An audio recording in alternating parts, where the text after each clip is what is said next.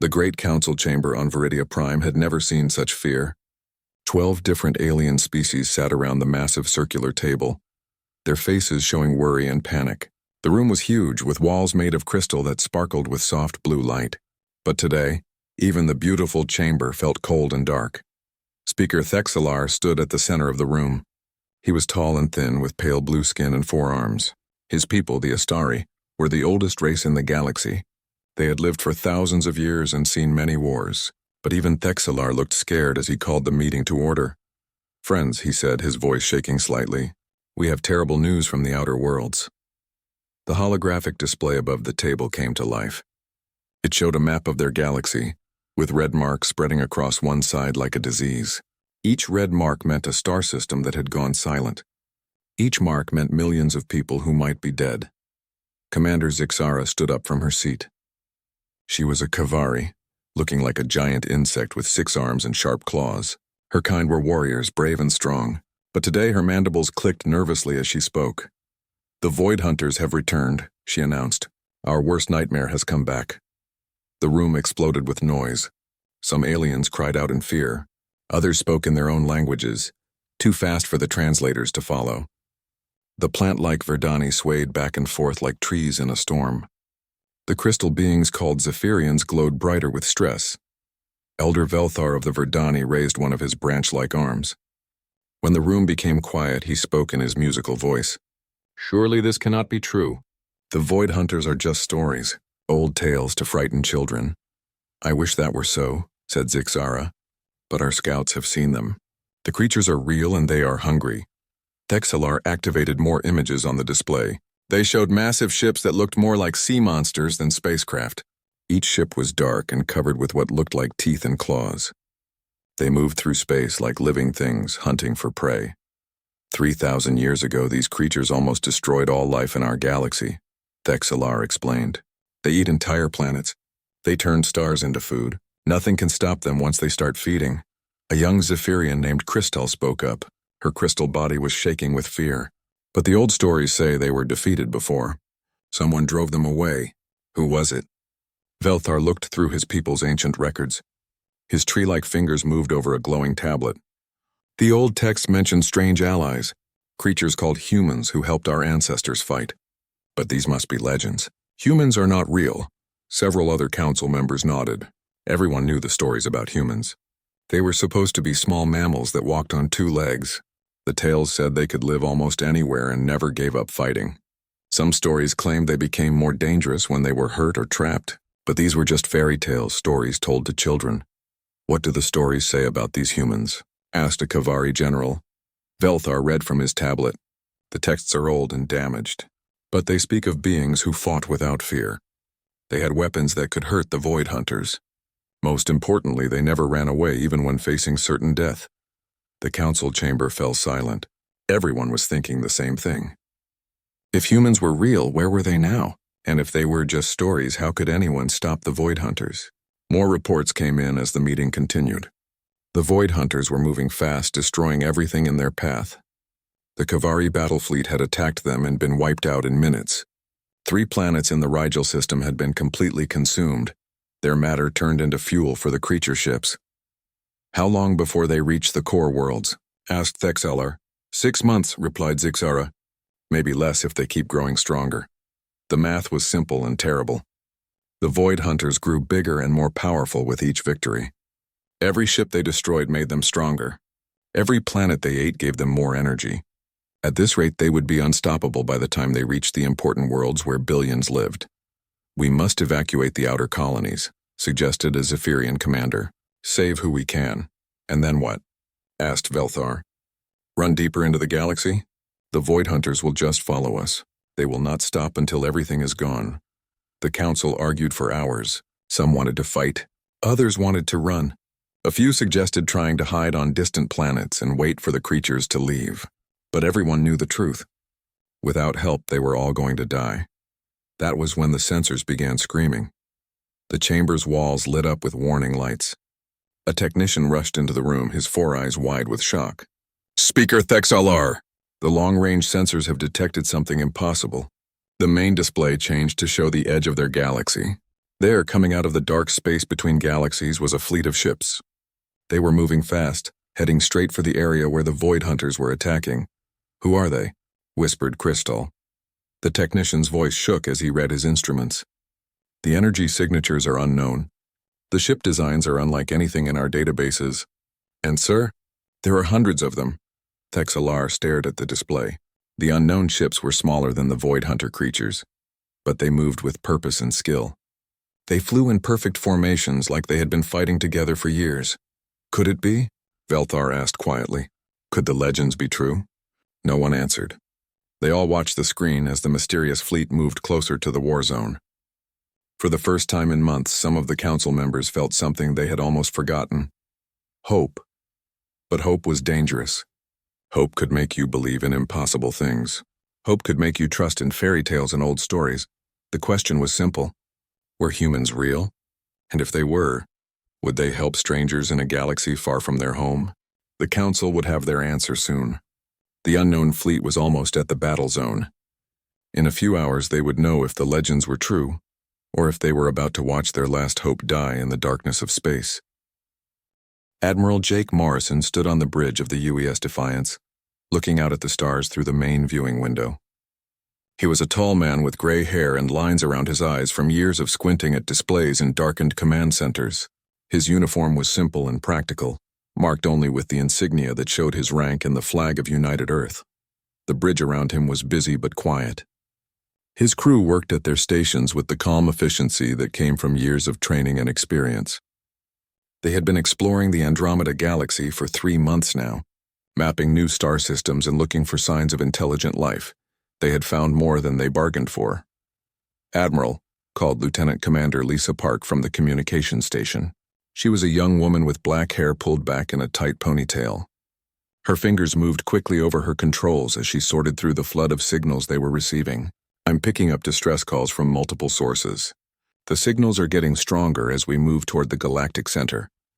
Morrison walked over to her station. The screens showed wave patterns and frequency analyses that meant little to most people. But to Lisa they told a story of fear and desperation. "What can you tell me about the signals?" Morrison asked. "They're coming from at least 12 different transmission types," Lisa replied. "Different languages, different technologies, but all saying the same thing. Something called the Void Hunters is attacking them. Entire star systems are going dark." Morrison frowned. The Defiance was the flagship of the human exploration fleet. They had come to this galaxy in peace, hoping to make contact with new civilizations and share knowledge. But it sounded like they had arrived in the middle of a war. "Any response to our attempts at communication?" he asked. "Nothing direct," Lisa said. "But I don't think they know we're here. Their signals are general distress calls not directed at us." Captain Sam Torres appeared on the main screen. He was commanding the heavy cruiser Liberty from his position several thousand kilometers away. Torres was younger than Morrison, with dark skin and a serious expression. He had been Morrison's student at the Naval Academy, and now he was one of his most trusted captains. "Admiral," Torres said, "our science teams have been analyzing the enemy signatures we're detecting. These Void Hunters appear to be using biotechnology. Their ships are living creatures, some of them over 50 kilometers long." Morrison nodded. "Any idea what we're dealing with in terms of numbers?" "Hard to say exactly," Torres replied. "But our estimates suggest dozens of these creatures, possibly more. They seem to be working together like a pack of hunting animals." The tactical display updated with new information. Morrison could see the Void Hunter fleet moving through space like a swarm of sharks. Behind them, they left nothing but empty space where star systems used to be. "Sir," called Captain Maria Santos from her stealth ship Shadowhawk. She was known throughout the fleet for her ability to get in and out of dangerous places without being detected. "I've managed to get close enough to observe one of their attacks. These things are like nothing we've ever seen." Santos's voice was calm, but Morrison could hear the tension underneath. "They don't just destroy planets, Admiral. They consume them. The entire planet gets broken down into energy and matter, which they use to grow bigger and stronger."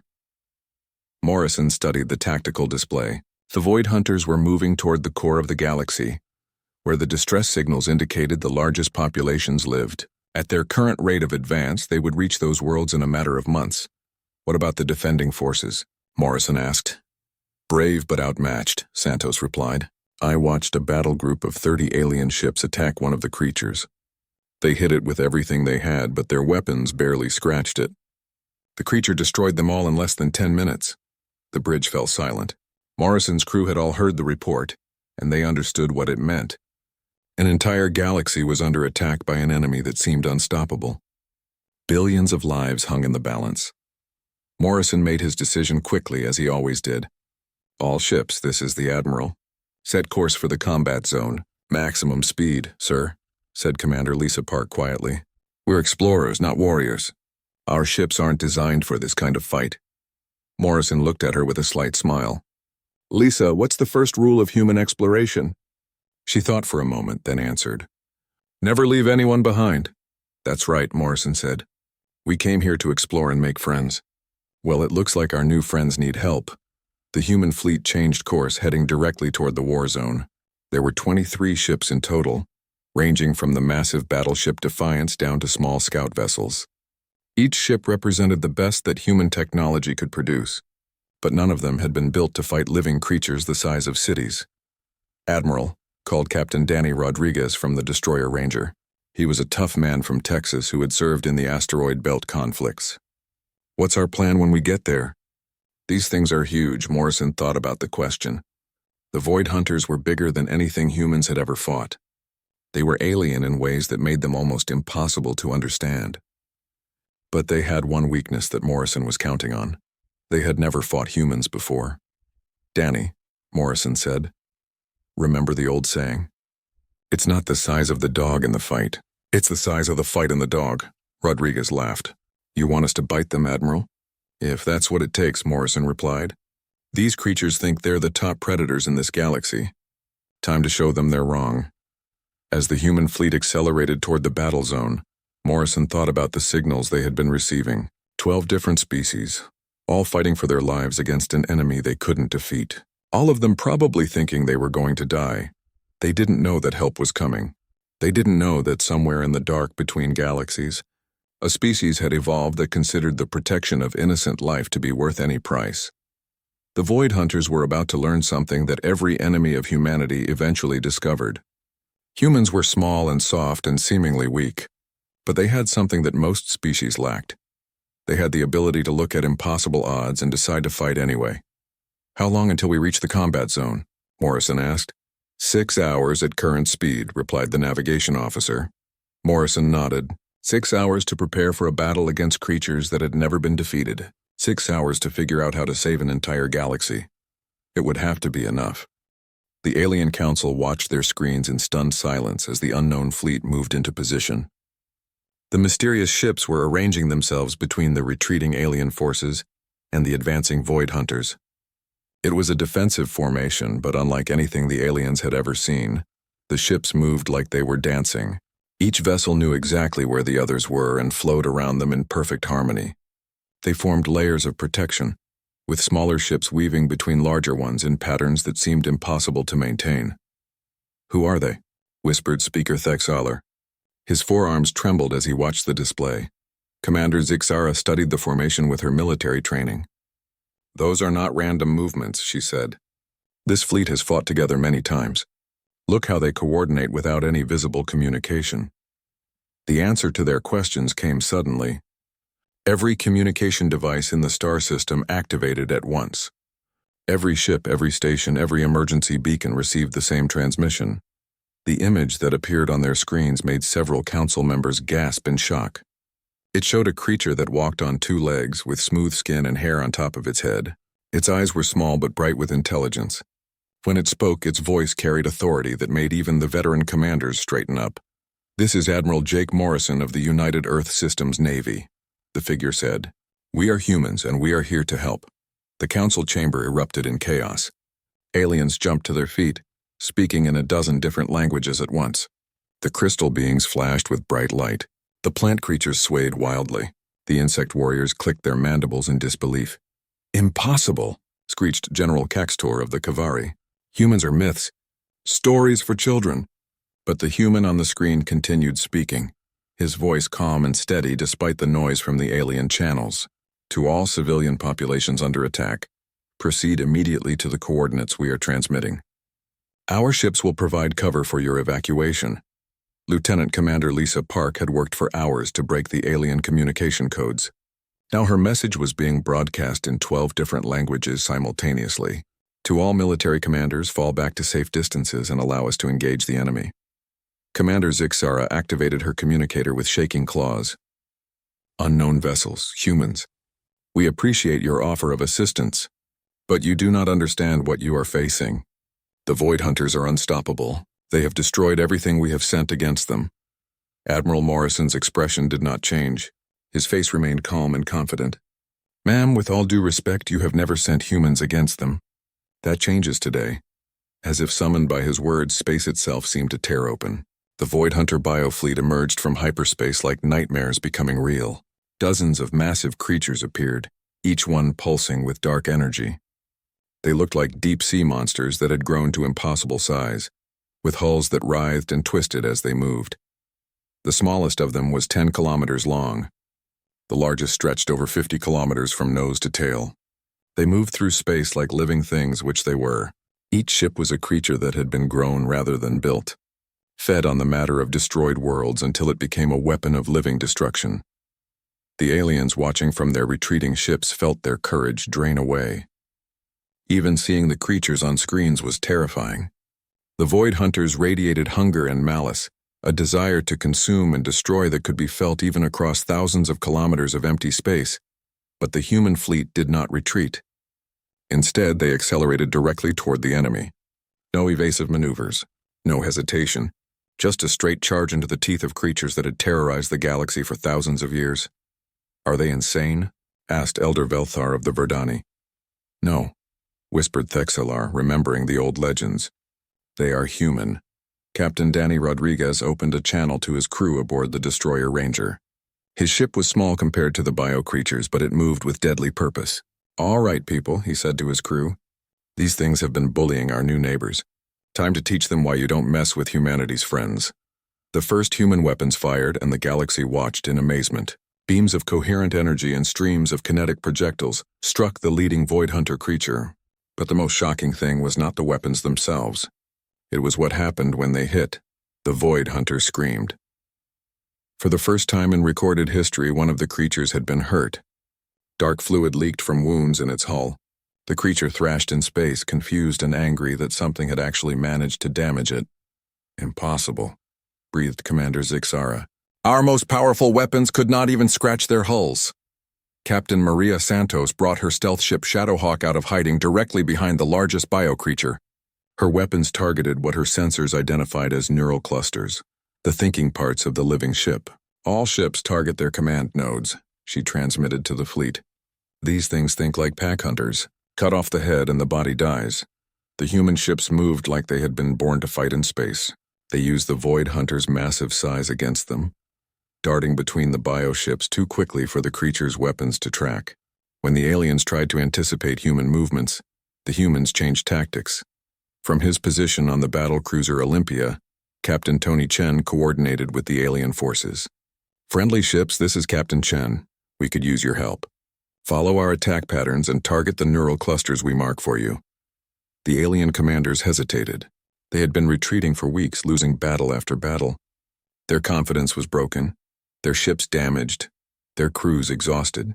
But something about the humans' calm confidence gave them new hope. This is Squadron Leader Velnix of the Zephyrian Guard, came a musical voice over the comm. We will follow your lead, humans. Kavari Battle Group Talon moving to support, added Commander Zixara. Transmit your target data. The battle formation grew as alien ships joined the human attack. Zephyrian crystal ships coordinated with human destroyers, their combined firepower overwhelming individual Void Hunters. Kavari fighter swarms followed human squadrons in devastating attack runs that struck the creature's most vulnerable points. For the first time in this war, the Void Hunters were being hurt. More than hurt, they were being pushed back. The creatures that had seemed unstoppable were bleeding, screaming, and for the first time in 3,000 years, they were afraid. But the largest bioship, nearly 100 kilometers long and pulsing with malevolent intelligence, was not finished. Ancient energy patterns began to build around it as it prepared for something that made the alien sensors scream warnings. All ships, shouted Thexelar from the council chamber. Emergency evacuation! That creature is preparing to devour the local star. The massive bioship was positioning itself near the system's sun, preparing to drain its energy and turn the star into fuel for an even more devastating weapon. If it succeeded, the explosion would destroy everything in the system. Admiral Morrison's voice cut through the chaos. All ships, priority target. That creature does not reach the star. The final phase of the battle was about to begin. The battle that followed became legend across 12 different species. The humans fought with a combination of fury and tactical brilliance that defied everything the aliens thought they knew about warfare. Where the Void Hunters expected fear, they found determination. Where they expected retreat, they found attack. Captain Maria Santos emerged from stealth behind the enemy formation, her ship Shadowhawk, unleashing a devastating barrage against the largest bio-vessel's vulnerable spots. The creature twisted in space trying to shake off the attack, but Santos matched every movement with deadly precision. All ships target their neural clusters, she transmitted to the combined fleet. These things think like pack hunters. Disrupt their coordination, and they become confused. The human ships moved like they were part of a single organism. They had practiced formation flying for years, but this was different. This was combat against an enemy that could adapt and evolve in real time. Every few minutes, the Void Hunters changed their tactics, trying to counter human strategies. But the humans changed faster. Lieutenant Commander Lisa Park coordinated the electronic warfare assault from her position aboard the Defiance. Her fingers flew over her controls as she analyzed the creature's communication patterns. Admiral, I'm detecting some kind of psychic network between the bioships. They share information instantly. Can you disrupt it? Morrison asked. I can try, Lisa replied. I'm introducing chaos algorithms into their communication frequencies. If I can create enough interference, and the effect was immediate and dramatic. The Void Hunter formation began to break apart as the creatures lost their ability to coordinate attacks. Individual bioships started attacking empty space, confused by false signals. Some even struck their own allies by mistake. The alien forces watched in amazement as the seemingly unstoppable enemy began to make mistakes. Commander Zixara led her Kavari battle group in a coordinated strike against a medium-sized bioship that had become separated from the pack. Follow the human attack patterns, she ordered her pilots. Strike fast, then retreat before they can respond. The Kavari fighters moved like a swarm of angry insects, their weapons tearing chunks from the bioship's hull. When the creature tried to respond, the fighters were already gone, replaced by human destroyers that continued the attack from a different angle. From his position aboard the battle cruiser Olympia, Captain Tony Chen watched the aliens gain confidence with each successful strike. Admiral, the friendly forces are requesting permission to take more aggressive action. They want to coordinate directly with our attack squadrons. Morrison smiled grimly. Tell them to follow our lead and stay focused on the neural clusters. Time to teach our new friends how humans make war. The combined fleet worked together with growing efficiency. Zephyrian crystal ships provided long-range fire support, while human cruisers closed to point-blank range. Verdani bioships used their natural armor to shield human destroyers during attack runs. The plant-like aliens had never been warriors, but they fought with desperate courage to protect their homeworlds. But the Void Hunters were not helpless. As the battle continued, they began to adapt to human tactics. The creatures started working in smaller groups, making it harder to disrupt their communications. They began targeting human ships specifically, recognizing them as the most dangerous enemies. Captain Danny Rodriguez found his destroyer Ranger under attack by 3 bioships at once. The creatures had learned to coordinate their fire, and his ship was taking heavy damage. This is Rodriguez to all ships. I'm trapped and taking heavy fire. Could use some help here. On our way, Danny, came the voice of Captain Sam Torres from the Liberty. The heavy cruiser plowed through space toward the trapped destroyer, its massive guns firing continuously at the attacking bioships. But Torres was too far away. Rodriguez watched his shields fail and his hull begin to crack under the alien assault. His crew worked frantically to keep the ship together, but it was a losing battle. That was when Squadron Leader Velnix of the Zephyrian Guard arrived. The crystal being's ship was beautiful and graceful, looking more like a work of art than a weapon of war. But when it opened fire, the results were devastating. Human ship ranger, this is Velnix, came the musical alien voice. We have you covered. Time to show these creatures that we are not helpless prey. The Zephyrian weapons fired beams of pure light that cut through the bioships like knives through flesh. The creatures screamed and retreated, giving Rodriguez time to repair his ship and rejoin the battle. "Thanks for the save," Rodriguez transmitted to the alien squadron leader.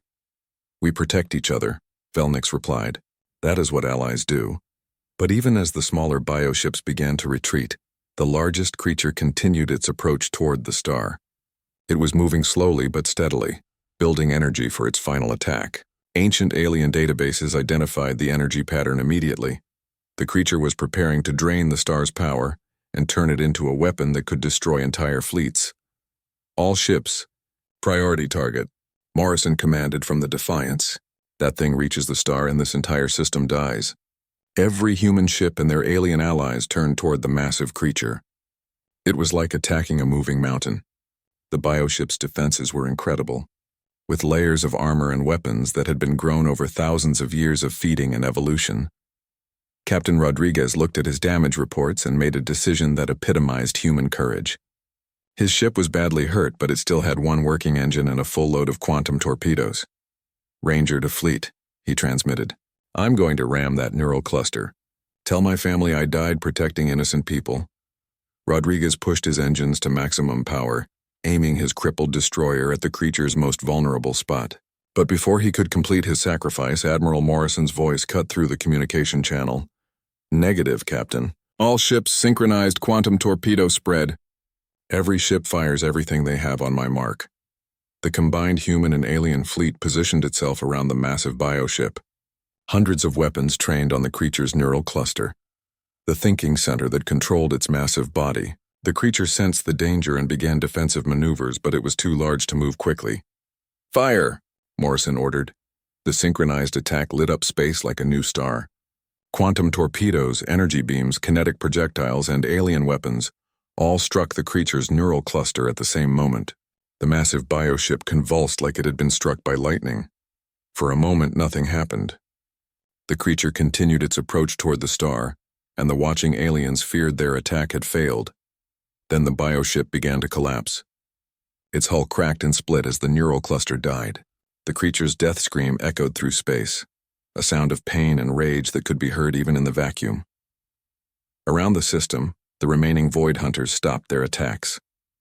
They had never heard their alpha creature scream before. They had never seen it die. For the first time in their existence, they felt something they had never experienced. Fear. One by one, the surviving bioships began to retreat into deep space. They moved quickly now. No longer the confident predators that had entered the system. They were running, fleeing from an enemy they could not understand or defeat. The humans had done the impossible. They had broken the Void Hunters. In the days following the battle, the Galactic Council struggled to understand what they had witnessed. The Void Hunters, the terror that had haunted their nightmares for 3,000 years, had been not just defeated, but completely routed by beings they had thought were myths. The council chamber on Viridia Prime was filled with representatives from all 12 species, but now the atmosphere was completely different. Where before there had been fear and desperation, now there was wonder and hope. At the center of it all stood Admiral Jake Morrison, no longer a legend from ancient stories, but a living, breathing reality. "The remaining Void Hunters have retreated beyond our sensor range," Morrison reported to the assembled aliens. "Our scout ships are tracking them as they flee toward the galactic rim. They will think twice before returning to this galaxy." Elder Velthar of the Verdani stepped forward, his plant-like form trembling with emotion.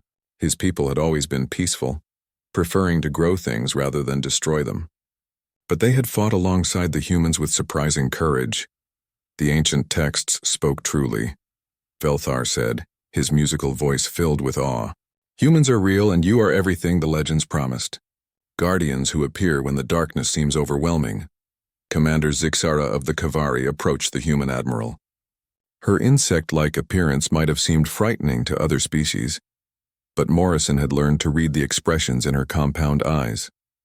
She was grateful, but also curious. "We have spent millennia preparing for threats like the Void Hunters," she said. "Our strategies, our weapons, our tactics were all based on conventional thinking. But humans, you fight like the galaxy itself is worth dying for." Morrison looked around the chamber at the faces of species he had never seen before the battle. Each race was different, with their own cultures, their own fears, their own dreams, but they had all shown courage when it mattered most. That's because it is worth dying for, Morrison replied. Every world, every life, every dream of a better tomorrow. They're all worth protecting. Speaker Thexalar, the ancient Astari leader, studied the human admiral with eyes that had seen thousands of years of galactic history. You came from another galaxy, he observed. You had no obligation to help us. Why did you risk your lives for strangers? Morrison thought about the question for a moment. It was something his crew had discussed during their journey to this galaxy. They were explorers, not warriors. They had come seeking knowledge and peaceful contact. Because someone had to, Morrison said simply, and we were the ones who were there. Captain Maria Santos entered the chamber, her stealth ship having just returned from a reconnaissance mission. She moved with the quiet confidence that came from years of dangerous work, but her expression was serious. Admiral, she said, we've detected something during our pursuit of the fleeing void hunters. There are older things in the deep darkness between galaxies, ancient structures that appear to be watching our movements. The alien representatives felt a chill of fear. If there were things even older and more dangerous than the void hunters, what hope did they have? But Morrison simply nodded as if he had expected this news. Then we'll be ready for them too.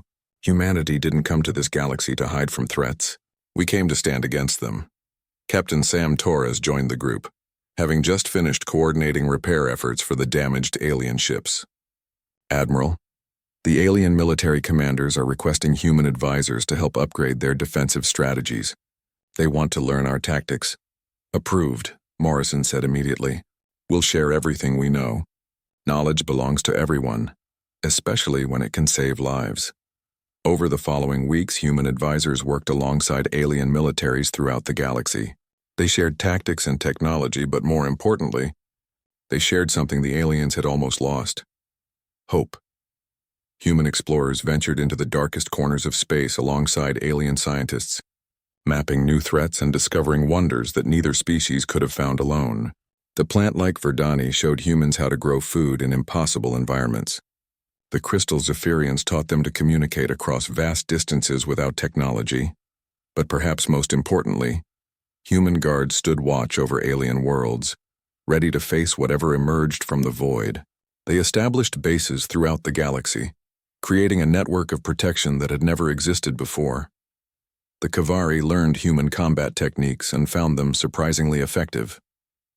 The Zephyrians discovered that human electronic warfare could be combined with their natural abilities to create devastating new weapons. Even the peaceful Verdani found ways to adapt human strategies to protect their garden worlds. Captain Danny Rodriguez, whose ship had been badly damaged in the battle, worked with alien engineers to develop new defensive systems. His destroyer Ranger became a test bed for combined human-alien technology that was more powerful than either species could create alone. You know what I like about our new friends? Rodriguez told his crew as they tested the upgraded systems. They don't give up any easier than we do. Lieutenant Commander Lisa Park established communication networks that linked human and alien forces across the galaxy. Her systems allowed instant coordination between dozens of species, creating a defensive web that could respond to threats anywhere. The Void Hunters succeeded because they isolated their victims, she explained to a gathering of alien communication specialists. They attacked one system at a time, preventing coordination. Now every attack on one world will bring help from 20 others. As the months passed, the galaxy began to change. Trade routes that had been abandoned due to Void Hunter attacks reopened. Colonies that had been evacuated were resettled. Children who had grown up in fear began to dream of futures among the stars. But the humans knew their work was not finished. Captain Santos's reconnaissance report suggested that the Void Hunters were not the only threat in the cosmic darkness. There were older things, stranger things that had been watching the galaxy for eons. What do you think they are? Asked Elder Velthar during one of the regular council meetings. Morrison studied the data his scouts had gathered. Ancient structures that defied understanding. Energy signatures that suggested technologies beyond anything known. And always the sense of vast intelligence watching from the darkness. I don't know, he admitted. But whatever they are, they've been content to watch until now. The question is whether our victory over the Void Hunters will change that. Commander Zixara clicked her mandibles thoughtfully. If they do come, will you stand with us again? Morrison looked around the chamber at faces that had become familiar over the months. Aliens who had been strangers were now friends. Species that had never worked together now fought side by side, always, he said. That's what friends do. The Void Hunters had thought they were dealing with the same frightened civilizations they had terrorized before. They had never considered that somewhere in the vast darkness, a species had evolved that considered the protection of innocent life worth any sacrifice. They had thought humans were legends, stories told to give hope in dark times. They had learned, too late, that sometimes legends are real, and sometimes legends have teeth. The galaxy was no longer the same place it had been before the human fleet arrived. It was stronger, more united and ready to face whatever emerged from the cosmic dark, because now it had something it had lacked for 3,000 years. It had guardians.